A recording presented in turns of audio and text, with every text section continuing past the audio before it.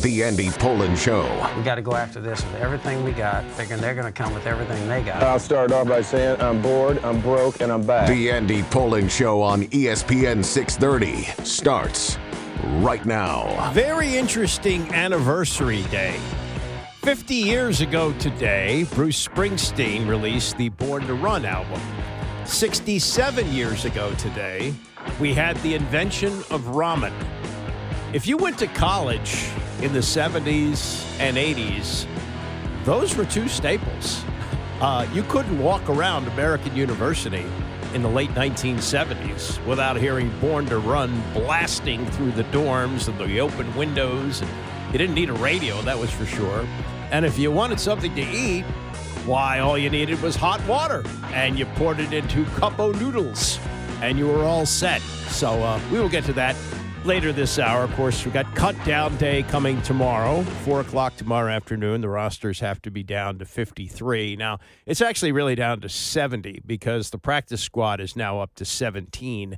And there used to be restrictions on the practice squad, like if you'd spent, I don't know, a year plus in the NFL, you were ineligible. Now you could be like a 12-year veteran and be on the practice squad. So it's really a fluid situation with the practice squad and with the roster. And on top of that, once they get down to 53 tomorrow, the guys kind of on the bubble who made it, they haven't necessarily made it.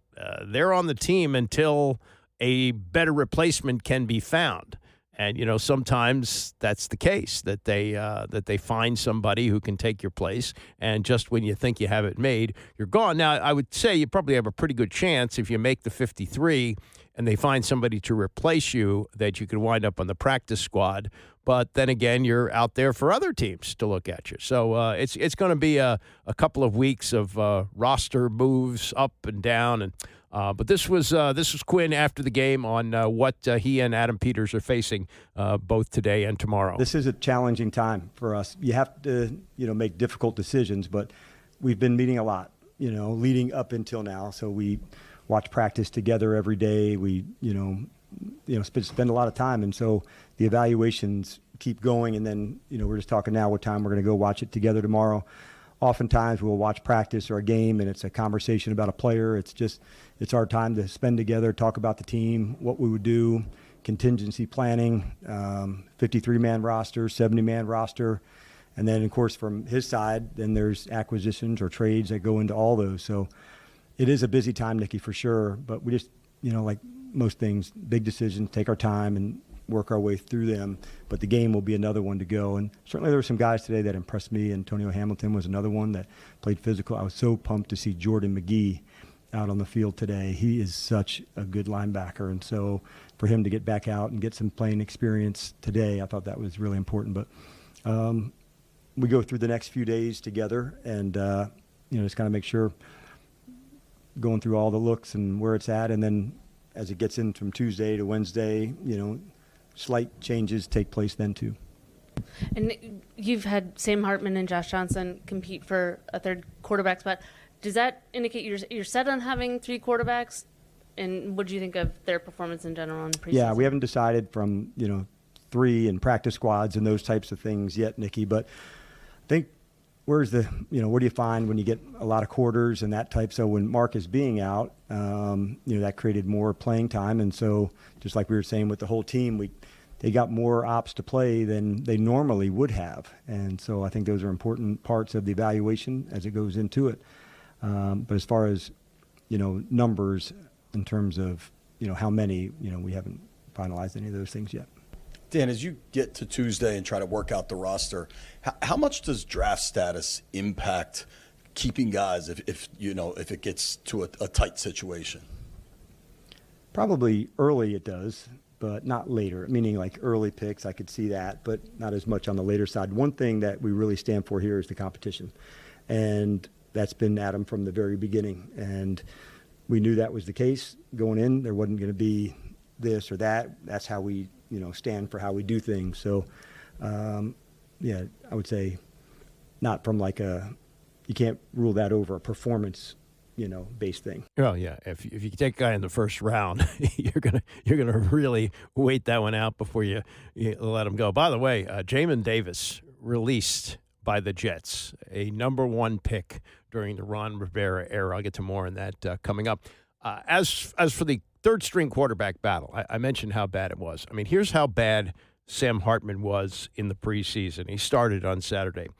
Roughly 3 halves, played the first half of each of the games. I guess the Cincinnati game, he didn't start. Jaden Daniels got 1 series. But other than that, he played the whole half. Hartman, his stat line for the preseason, 25 for 46, 207 yards, no touchdowns, 4 interceptions, 1 fumble, 6 rushes for 40 yards, leading to this question on Saturday to Quinn. Is it harder to assess some of the receivers on the bubble when the quarterback is kind of struggling like that? That's a great question. You really have to look at, from the receiver spot, where was the route? Like, for instance, there was a time last week that Luke absolutely got on top of somebody on a deep route. Now, we didn't throw it that way, and so maybe we didn't, take the attempt to him, but you felt the speed of him absolutely going for it. So I would say are you in the right spot, doing the right route? And if the ball doesn't go your way, I think that's more difficult than if you are getting covered, you got beat, and the ball wasn't able to go your way because of getting guarded in that way. So it is a good question. I don't think it hampers the receiver unless there was an errant throw or a decision not to go to the correct read.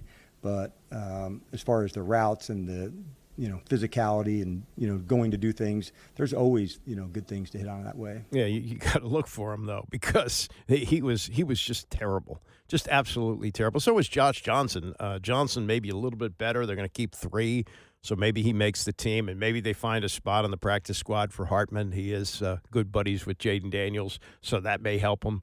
But, boy, if they have to go in that direction, if Marcus Mariota and his Achilles tendonitis continue to be a problem, that's going to be a real problem for this roster. Keep your fingers crossed. Hope Jaden Daniels stays healthy. Adam Kilgore in the Post, kind of an analysis of what they've got and how they're going to look moving forward. One thing he says is because of the age at the bottom of the roster, because the draft picks for Rivera were so awful that they basically came up with a dry hole for 4 years of picks outside of guys like Sam Cosmi. There just hasn't been many who have, produced at all, and many of them are gone from the roster that was taken over by this regime, the Adam Peters, Dan Quinn group in January of 2024. 10 are left with the trade of Brian Robinson on Friday to the 49ers for a 6th-round pick. But, here's just an example of how bad things have been with this roster, in particular the quarterback position. I don't know if you saw these couple of transactions here. The Vikings sent Sam Howell to the Philadelphia Eagles in a draft pick swap, basically. Just here, take it, and we'll give you a 7th, and you give us a 6th or something like that. Okay, just nothing. They gave him away. And that's now his 4th team in the last 2 years. The vacancy on the Vikings was filled by Carson Wentz. These were the starting quarterbacks for the 2022 and 2023 season, and they are minor transactions yesterday. That's how bad things have been. So, it's like, here, you take this guy. I know he did start 17 games for Washington in 2023, but Sam Howell is never going to be a starting quarterback again. And Carson Wentz, who once was considered to be the franchise for the Philadelphia Eagles, is now just a footnote with Jalen Hurts winning a Super Bowl for them and taking them to another. And by the way, when Wentz was hurt, they won a Super Bowl without him. So that's just amazing. But the draft this year, from what Kilgore has in the Post today, looks like it's going to be fruitful. Josh Connerly Jr., 1st-round pick, the tackle out of Oregon. He may be a day 1 starter. Trey Amos, the corner that they took in the 2nd round, looks like he may be a starter, if not this year, next year. Jalen Lane has really stepped up as a punt returner and a slot receiver. He didn't even play on Saturday, which tells you that they had no interest in seeing him get hurt. He's going to make the team. And then there's the guy they call Bill, Ja'Cory Croxy Merritt.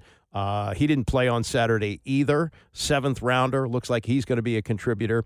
And the 6th round pick, Kane Medrano, that's the guy from UCLA, probably be a special teams guy that'll stick around. Robinson becomes expendable because of Chris Rodriguez, averaging 4.9 yards a carry last season. Has looked really good in the preseason for whatever that's worth. And then the offensive line, which has been an issue for a long time.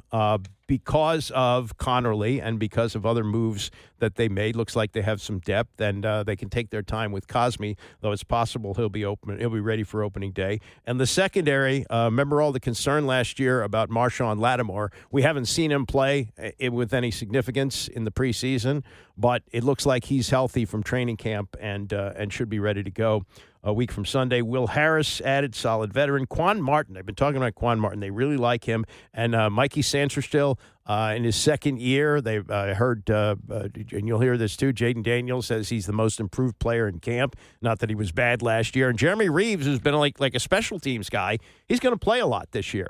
A guy who's a bubble guy going into the cut down tomorrow, kind of a surprise, and that's Luke McCaffrey, who, looked like he was going to be their slot guy. He was going to be their Julian Edelman and may still be, but has been not great. Did catch a couple of passes in the meaningless game against Baltimore Saturday, and he admits that he's kind of sweating it out. I think it's one of the worst times in football just because you see so many people have a little bit of a shakeup in whatever it looks like. But I think, again, when it comes to being in the NFL, it's just that consistency of not just play, but who you are and your approach towards the game is what makes the best players the best. And so I think strive for that and strive to compete against yourself and continue to get better. Yeah, and he does say that he believes he got better in camp. I think a lot. I think, again, you go every day. Hopefully you learn something. And so if you can get a little bit better every single rep, a little bit better every single day, I think it's just that's how you make gains, just coming to learn, coming to be consistent. I think that's the biggest thing in the NFL is trying to gain consistency constantly because you can always improve there, and that's what makes the best players the best. So Luke McCaffrey should make the team, should be one of the wide receivers that they keep, but he has not made the jump up to what I think they've hoped for at this point. They talked about it a lot in the offseason that they felt like he was ready to step into a bigger role, but and again, you don't really know from the preseason, and it has become, in fact, more meaningless than ever. They're going to have an 18-game schedule sooner rather than later. I think it's before this collective bargaining agreement runs out in 2031. I think it will be introduced to the players. They'll be getting more money, and they'll go to 18 games, and then there'll be just 2 of these nonsensical things. And then when they get to 20, and it's going to happen probably in my lifetime, maybe not in the next 10 years, but they'll get to 20, and then there'll be no preseason. Steve Young, who, when he came in the league, they didn't have 6. They had 4. But there were 4 preseason games, and starters played. And some teams played their starters, not the whole game, but starters played in 4 or at least 3 of them. And now you get, like with Jaden Daniels, one series where he doesn't throw a pass. Here was Steve Young Friday on the Dan Patrick Show on just what the preseason has become. Rule changes, right? OTAs are really cut down. Time with coaches is cut down. Preseason is really just to kind of get in shape. No one wants to hit, because they don't want to get hurt. They don't want to play because they don't want to get hurt. And the game is really today, let's gather a bunch of guys through free, whatever it is, put our 50 guys together, and let's, throw it out there in September, first week of September. And that's why I say the preseason today is the first month of September. You just want to get out of the preseason, which is September.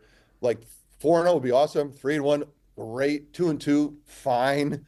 But anything less, because you just don't know who you are, what it's going to be, and it's a Wild West kind of a thing in September. You just want to try to manage through it, because preseason is really a thing of the past, and I think you're even seeing it now because they've reduced the game, guys don't play, and so it's used to be 4 games, you played 3 of them, you started full pads the first day, 2-a-days, there was a lot more hitting, and they want the make the game, I think, theoretically more safe. And I think in some ways, because you're not hitting each other and putting yourself at risk in practice in all summer, it's probably true, less risk. But I think that's the rule changes have been tried to do that, and it's really affected. And that's why I've said the play today, guys that played before the rule changes would say the sophistication of the game has really been reduced. Is it super competitive still? Absolutely. And I think the fans are like, this is an amazing game because it's so competitive. But the guys that played before the rule changes would say it's really, I'm not going to say dumbed down, but it's had to be reduced in sophistication just because I don't have the time to actually do everything. And that's why the innovators, the guys I mentioned before, are so amazing because they're able to innovate into the game when there's such a reduced amount of time to spend with the players. Steve Young, Hall of Famer. No question about the meaninglessness of the preseason.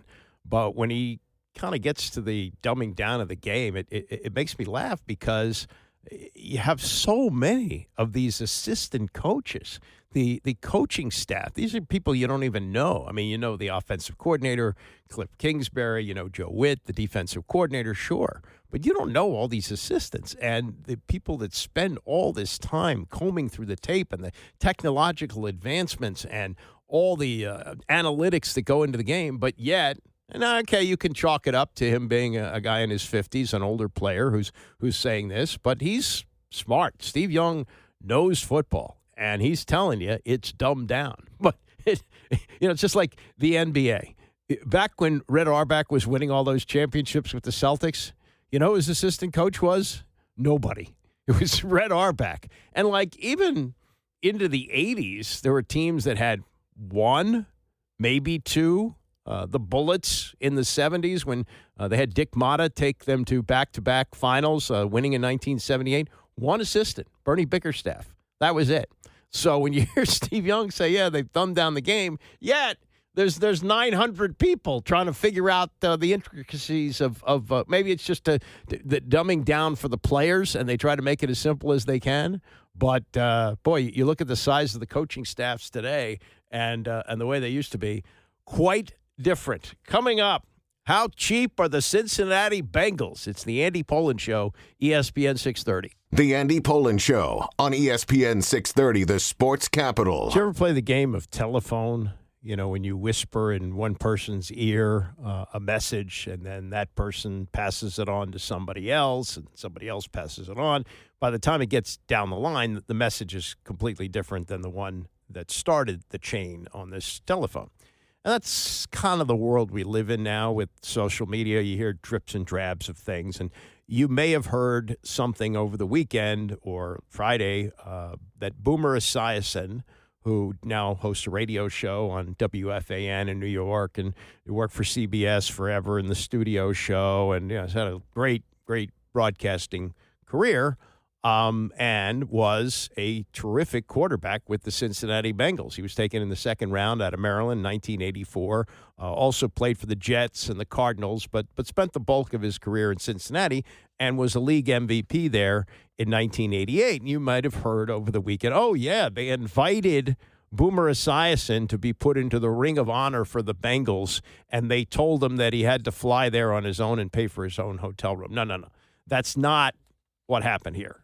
Boomer is already in the Ring of Honor. That happened 2 years ago when he went in with Chad Ochocinco, Chad Johnson. So he's been in the Ring of Honor for the last 2 years. He's one of only 8 Bengals, and you know, to get that honor, they're relatively new at doing this. I'm surprised it took that long for him to get in, and then they're now catching up with the latest Ring of Honor ceremony due to take place October 26th, when it's fitting they play the Jets. Boomer, also from New York, played for the Jets, that they're putting in offensive lineman Dave Lapham and defensive back Lamar Parrish, who you may remember also played here with the Redskins.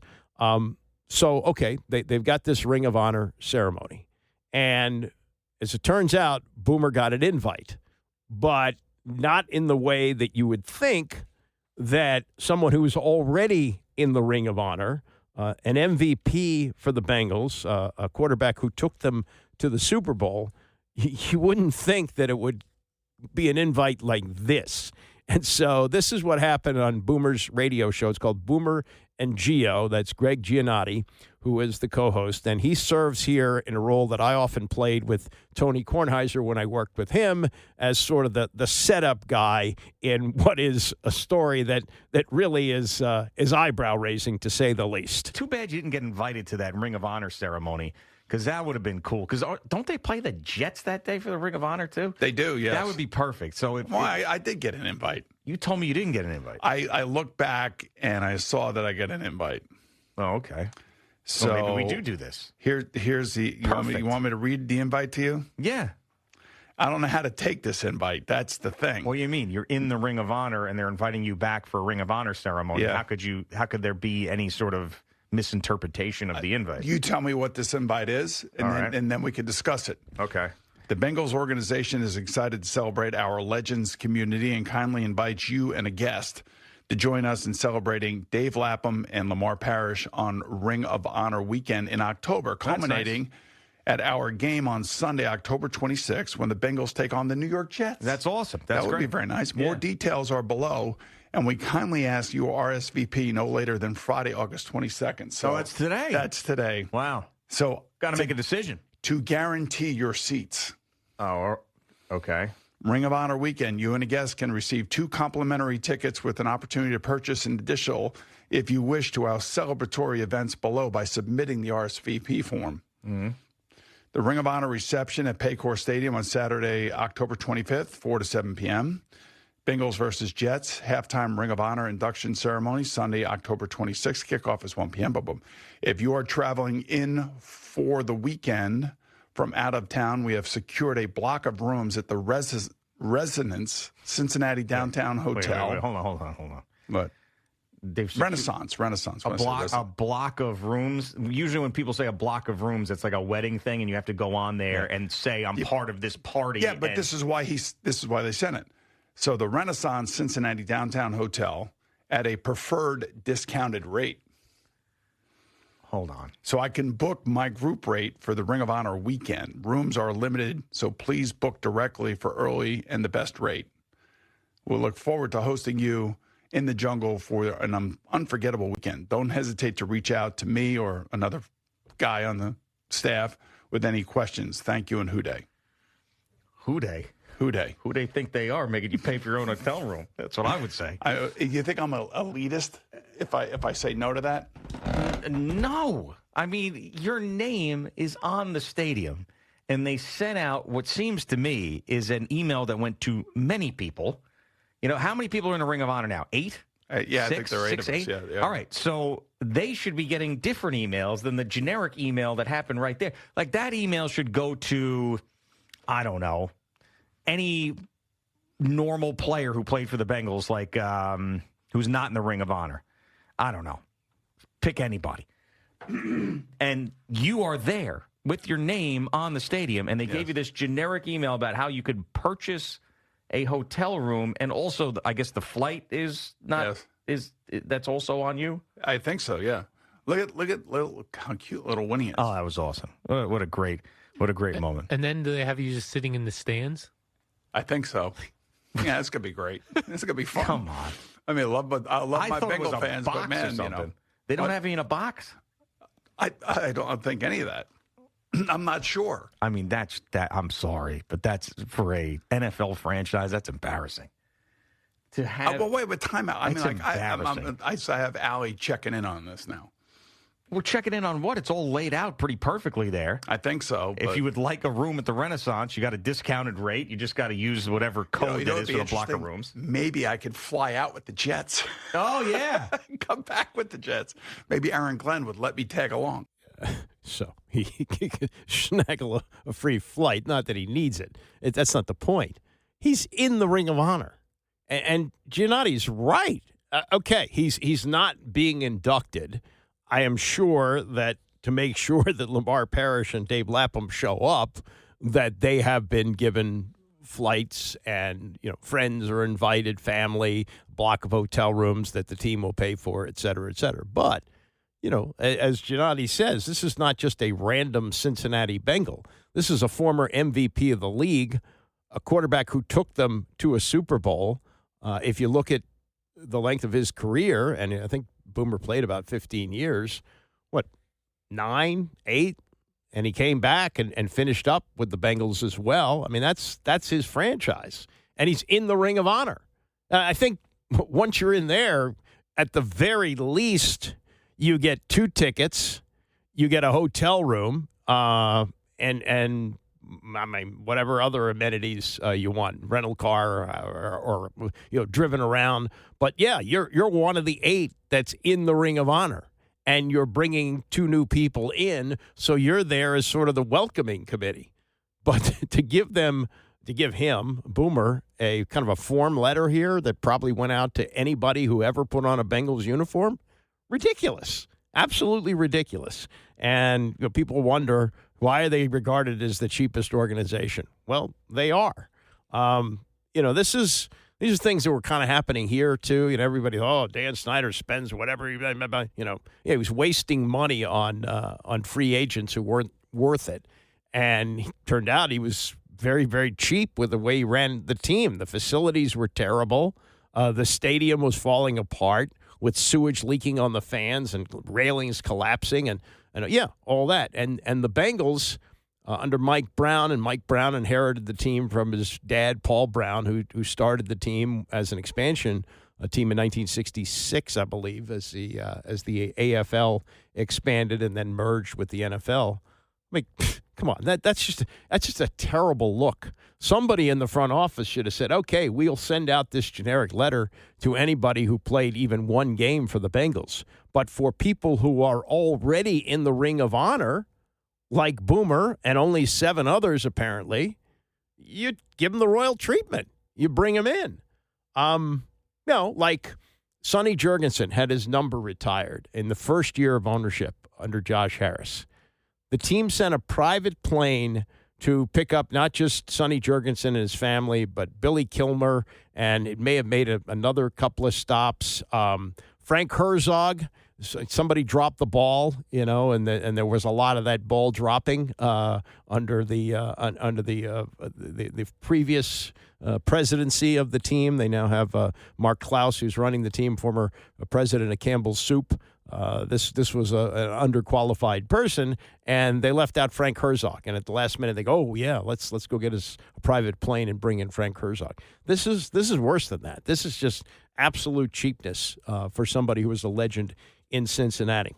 Anyway, Bengals are going to open up the season against the Cleveland Browns, and the Cleveland Browns have Michigas of their own. Shedeur Sanders played okay in one of the preseason games, and in this last one over the weekend was terrible. He was taken out in the final few minutes, wasn't given the opportunity to run the 2-minute drill. Tyler Huntley ran it, and then when the cuts started to come in yesterday, Tyler Huntley was cut. So they didn't even give a rookie quarterback a chance to show what he could do in a meaningless exhibition game. They brought in a quarterback who they were going to cut.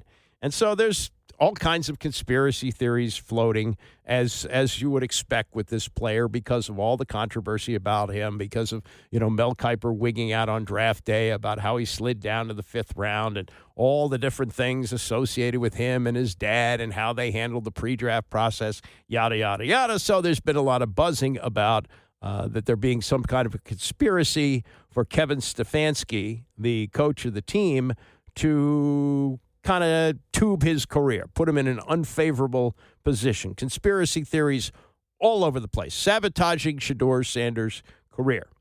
So rather than, and if I covered Bill Parcells, I don't think anybody would have had the chutzpah to ask this question about sabotaging his career, but Stefanski decided to stay calm and actually answered the question. I'm committed to his development, just like all of our rookies. So we'll continue to focus on getting our guys better. And that's what we'll stay committed to, and that's what's important to me. Okay. So he's just kind of answered it like a regular question. Didn't say, conspiracy, sabotage, what the hell are you talking about? Now, they are keeping 4 quarterbacks, which is really bizarre. 5 in camp with what they had with Tyler Huntley, who's, I think, made a Pro Bowl once. He was the Ravens backup a couple years ago. Joe Flacco, who's 40 years old, will be the starter for week 1. And then it's like a grab bag here. Kenny Pickett, who's had his chance. He was a first-round pick of the Steelers. Went to the Eagles last year, may you remember, played against Washington. Dylan Gabriel, who is also a draft pick, low draft pick, and Sanders. Those are your 4 quarterbacks. One of them or 2 of them are going to be on the practice squad. I can't believe that all of them will make the team. You have one emergency quarterback. But they open up against Cincinnati on September 7th, and it'll be Flacco starting. And the rotation of the other 3, I don't know who the backup is going to be. I would think it'd be Pickett, since he's played before. And then if Shedeur Sanders can't beat out Dylan Gabriel, who's a shrimp, I don't know. But that's that. And then you have this. This surfaced. You may have heard of the Pivot podcast, which is hosted by Ryan Clark, a former Redskin and now a big part of ESPN. He does a podcast, and he had DeMarcus Lawrence on. Now, DeMarcus Lawrence played for Dan Quinn in Dallas when Quinn was the defensive coordinator, and his name came up in the offseason as a defensive player that they might want to bring in. He wound up signing with the Seattle Seahawks, and that seemed to be a curious move, which becomes even more curious in the way he explained his decision to go to Seattle to Ryan Clark. How close were you to hanging it up before deciding on Seattle? I was pretty close, but, thankful for my family. My kids and my wife weren't ready for me to hang it up. They told me, why not give it another try? I had an opportunity to, sign with Washington. It's that's a championship contender team. And it's like, me personally, I'm not no bandwagon guy. I'm not going to sit here and, jump on the team because y'all have a good opportunity to go to the championship. It's more of like, well, what am I needed for? If y'all already got that type of team, y'all don't need me, So it's all about, me bringing my attitude and my personality to a team to help us get to where we need to be. What? So he's saying that Washington didn't really need him, but they wanted to sign him. And the reason he didn't want to go to Washington is they're a championship contender, so he's not really needed there. What? I guess he's essentially saying he's going to have a bigger role in Seattle and have more plays. Also, John Keim put out this morning that he had heard that Lawrence was offered a 3-year deal in Seattle and only a 1-year deal here, which is the way Adam Peters has done business. I can't imagine he was going to offer DeMarcus Lawrence a 3-year deal. So the explanation is, oh, no, they're real good. I can just, show up and they're going to win a Super Bowl, but I'll go to Seattle. And I guess he's indicating he'll be the man in Seattle, not at his age. He was a great player at his time. But these rationalizations that some of these people come up with, that's nuts. That's just nuts. You want to go to a team that has a chance to win a championship, and you play a significant role on that team, right? Isn't that the goal? Isn't that the goal every year, to win a championship? And it's really hard to win a championship. And why would you say they don't need you? They asked you to come. They're not in the position of, oh, yeah, we'll just take DeMarcus Lawrence for the hell of it. We don't really need him, but we'll bring him in. No. Nuts. Crazy. I mean, think of the logic of that. Anybody swallowing that from DeMarcus Lawrence? Crazy. But this from Mark Schlereth, who was a Hog. I would say, I don't say this despairingly, it's just how he came along. He was a replacement Hog. Like, he came to Washington in 1989, played at Idaho. I think he was like a mid-round pick, if I'm not mistaken, and was an excellent player, part of a starting offensive line in the last Super Bowl, and then won 2 more with the Denver Broncos after he left here.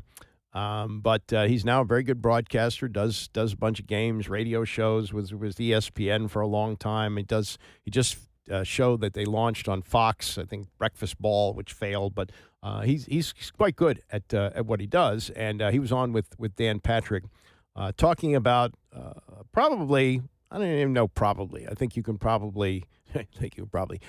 definitely say that Lawrence Taylor was the best defensive player of all time. You might get an argument about Ray Lewis, and if you want to go back to Deacon Jones and Dick Butkus and guys like, but he's in the discussion for sure as the greatest defensive player ever.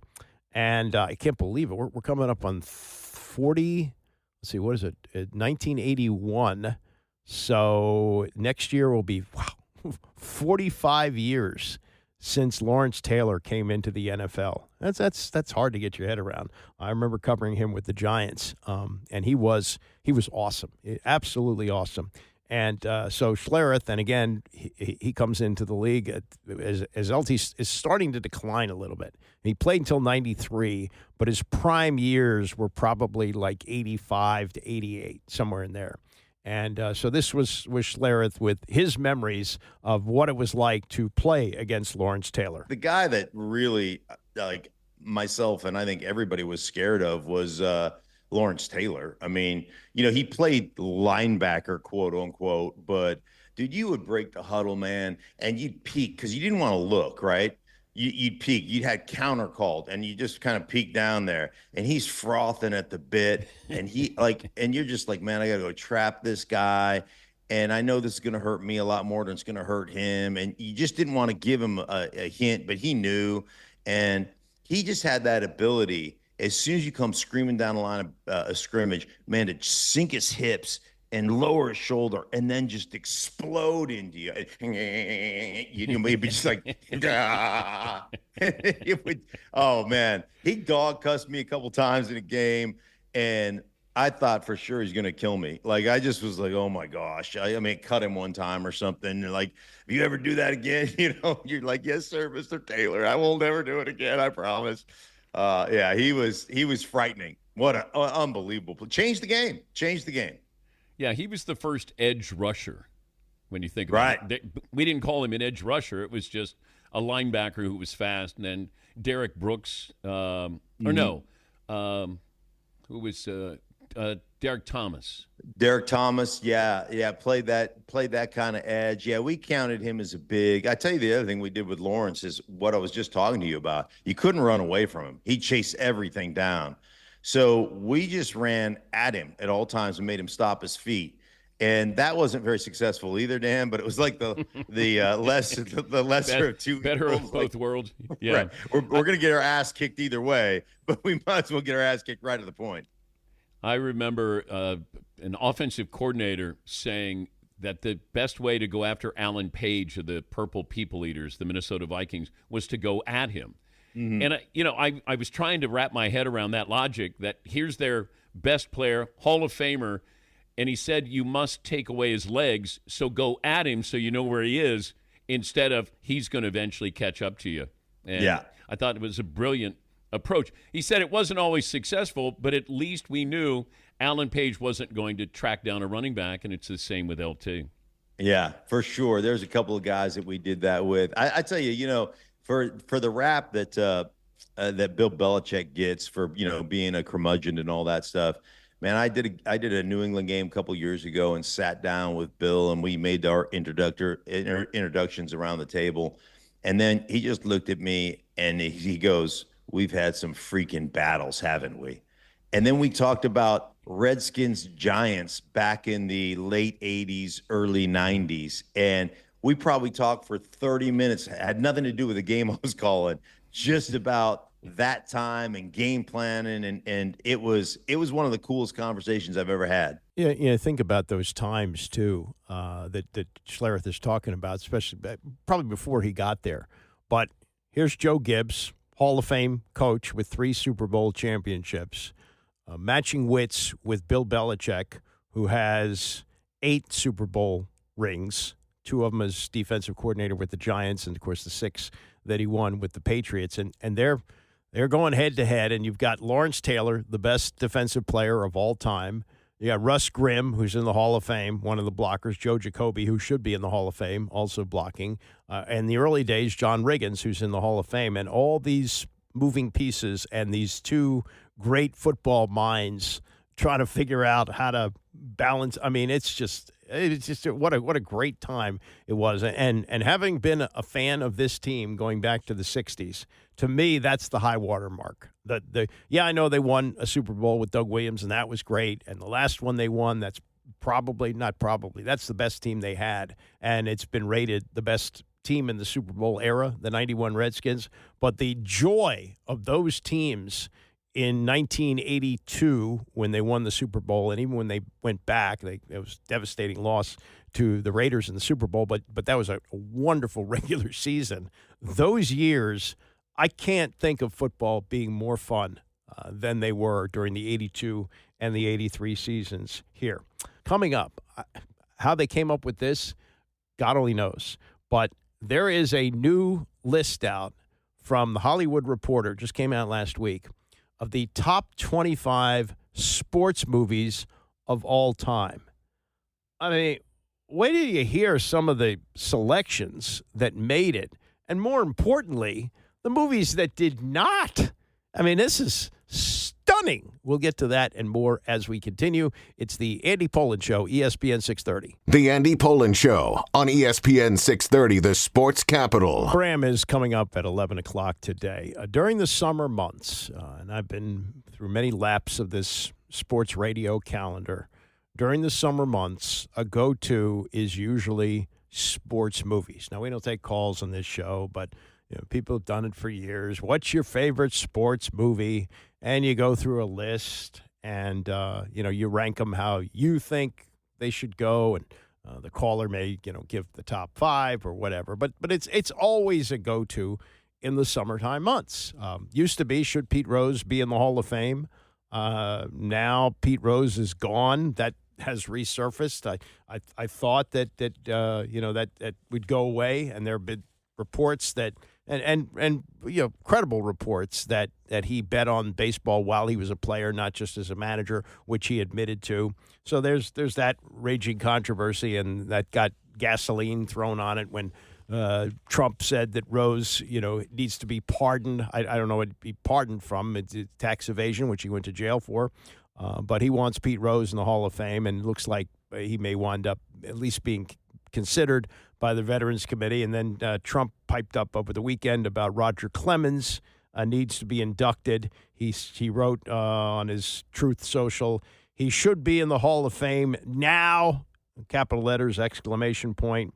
People think he took drugs, but nothing was proven. He never tested positive, and Roger, from the very beginning, totally denies it. Yeah, well, I guess if he denies it, it must be so.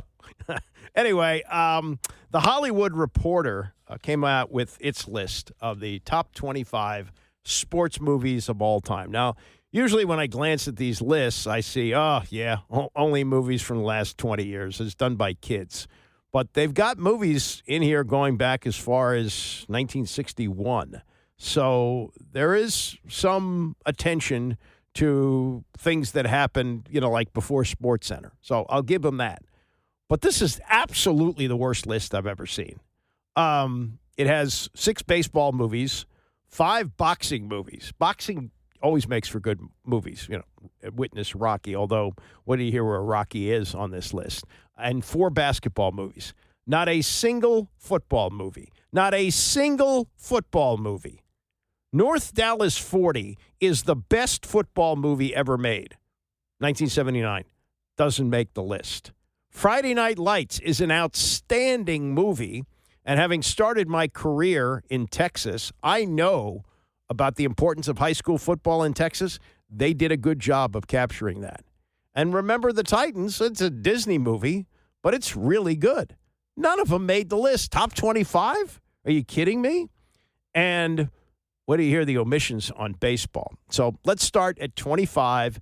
They put Bad News Bears there from 1976. They made a bunch of sequels. The original Bad News Bears with Walter Matthau, Tatum O'Neal. Yeah, I think that deserves to be in the top 25.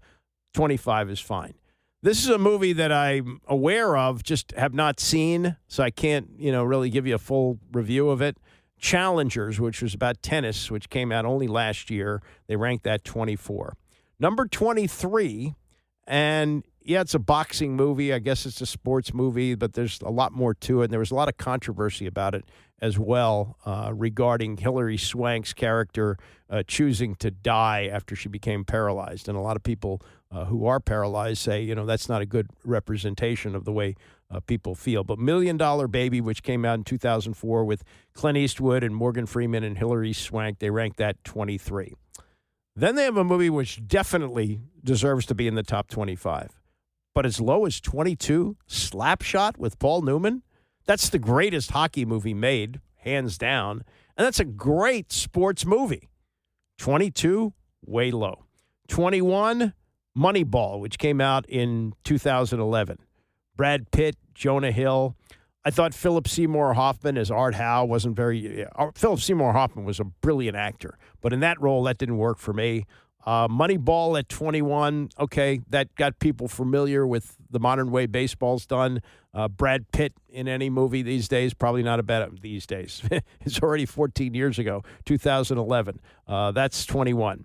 20 is a movie I've not seen, aware of. I don't know how I've missed it along the way because it's well over 50 years old. Fat City, which came out in 1972 with Stacy Keach as an aging fighter. And one of the fighters he matches up against is a rising actor who actually had been on the basketball team at UCLA, Jeff Bridges. Jeff Bridges and Stacy Keach in Fat City, ranked number 20 from 1972. Number 19, I've seen it. I would not put this in the top 25. No, I would not. Mariel Hemingway, Scott Glenn, Personal Best. It deals with gay relationships and sports too, but I would not put Personal Best from 1982 in the top 20. That ranks number 19. Love and Basketball, have not seen it. 2000, ranked 18. Okay, this is where it really gets ridiculous. Hoosiers is a top 5 sports movie. It's a top 5 slam dunk. Some might even rank it number 1. Hoosiers from 1986 with Gene Hackman, who just died, and Dennis Hopper, ranked 17? No. Hoosiers, I mean, it'll make the hair stand up on the back of your neck when that song is playing and they're riding the buses to the games. Hoosier at 17, that's a travesty. That's an absolute travesty. That's a top 5 sports movie. Then there's a skateboard movie called, and I have never, ever heard of this, a skateboard movie which ranks 16 ahead of Hoosiers and Moneyball and Slapshot. Are you kidding me? Minding the Gap? Minding the Gap? That's ridiculous. That's 16. Here's a movie that I've seen ranked, and it's, I know, before most people's time, even my time, although I have seen it. Came out in 1961. The Hustler with Paul Newman and Jackie Gleason. Newman should have won an Academy Award for that, not The Color of Money, which they gave it to him, 20 years later when he was with Tom Cruise. That's a great, great movie. And it's about pool, okay, but it's sports. Hustler at 15, way low, should be on the list. Another movie I haven't seen. Came out in 2006, tied with the World Cup. Offside, ranks 14. I'll give you that. Here's an art house movie that I did happen to see. I think it should be a top 25 movie. I would never put it this high. Sugar, which came out in 2008, and it's about a Dominican baseball player who's trying to adjust to playing in the minor leagues in Iowa. It's pretty good. 13 for Sugar. Ahead of The Hustler, ahead of Hoosiers, ahead of Moneyball, ahead of Slapshots. Are you kidding? Really? Sugar? Then they have at 12. Okay, you could make a case for it being this low. I don't know if I'd put it this low, but it's definitely a top 25 movie, and it was made by Ron Shelton, who knows how to make a sports movie because Ron Shelton was a minor league baseball player with the Orioles. And he made White Men Can't Jump with Woody Harrelson and Wesley Snipes in 1992, and it is an iconic sports movie. That's number 12, White Men Can't Jump. Number 11, yeah, I'd put it top 25. I would never put it this high. Technically a baseball movie, League of Their Own, gave us a pop culture saying, no crying in baseball, said by Tom Hanks. It's now a movie that's almost 35 years old. Gina Davis is in it. Madonna's in it. Rosie O'Donnell. And it opened the eyes of something that existed in the United States during World War II, which I don't think many people were aware of, this women's professional baseball league. Number 10, I've heard of the movie, never seen it. I've never seen a channel where I could actually watch it. I don't know, at a circulation. The Loneliness of the Long Distance Runner. Came out in 1962. That's 10. 10? Okay. Number 9, a cheerleading movie. Seriously? Bring It On from 2000 with Kirsten Dunst. That's number 9, a cheerleading movie. Rocky at 8. Rocky's top 5. The original, 1976. Even some of the sequels were pretty good. That you could even make a case, not Rocky 2 or 3, but 4 with Clubber Lang. That might be an entry. But that was an amazing. That won the Academy Award, 1976. Rocky. Sylvester Stallone, Talia Shire, Burt Young, Muhammad Ali showed up as they were giving out the award. Number 7, 8 Men Out. Yeah, okay, I could live with that at number 7. Came out in 1988. Charlie Sheen, John Cusack, D.B. Sweeney.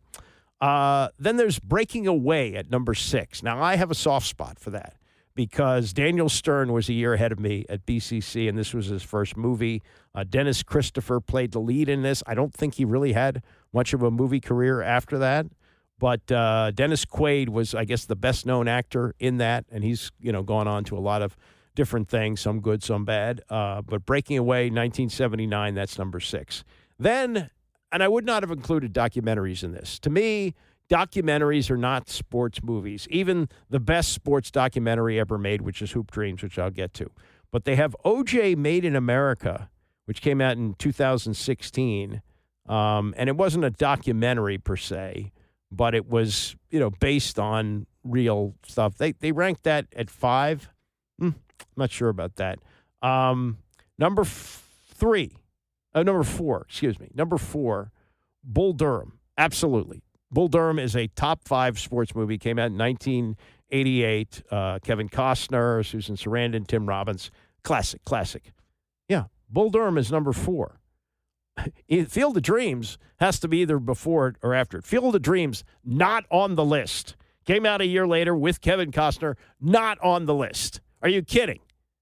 Field of Dreams, not on the list. Bull Durham, 4. If Bull Durham is 4, Field of Dreams can't be any more than 3 or 4 places lower. Ridiculous. Just absolutely ridiculous. Number 3, a documentary. And it was a great one. I'll give them that. But it was a documentary.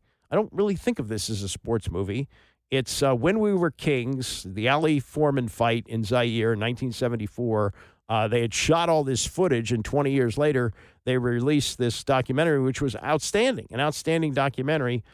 I just wouldn't think of this as a sports movie. I think of it as more of a documentary, which is in a separate class. Then number 2, as I say, the best sports documentary ever made, hands down. Hoop Dreams came out in 1994. It's long, it's good, it's worth seeing. If you haven't seen it, make sure you see it. And number 1, and I don't think that there's much of an argument to be made for this. Some might rank other sports films at 1, but this is definitely in the conversation for 1. Raging Bull, which came out in 1980, and it's, Robert De Niro in one of his most famous roles. It's, he's part of it is that he gained 60 pounds to play an older Jake LaMotta, and then lost all the weight to become the cut fighter that LaMotta was during his career. It's very, very good. It's outstanding. And here's how good it was. Came out in 1980. When they got to the end of the decade in 1989, and they ranked the greatest movies, not just sports movies, the greatest movies of the decade, that was number 1, Raging Bull. It had already been out for a decade. There were other great movies that came along in the 80s. Make no mistake about that. But when they came to the end of the decade, Raging Bull was ranked number 1 for movies, and is in this list the number 1 sports movie of all time.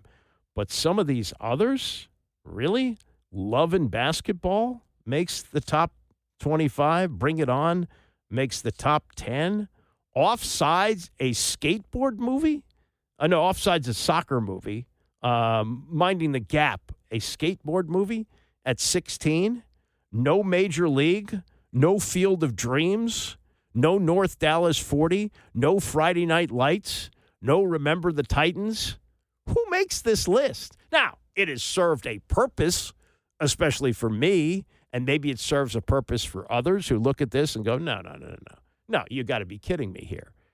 And you're going to rank a movie like Slapshot at 22 And you're going to say that Bring It On is number 9? Really?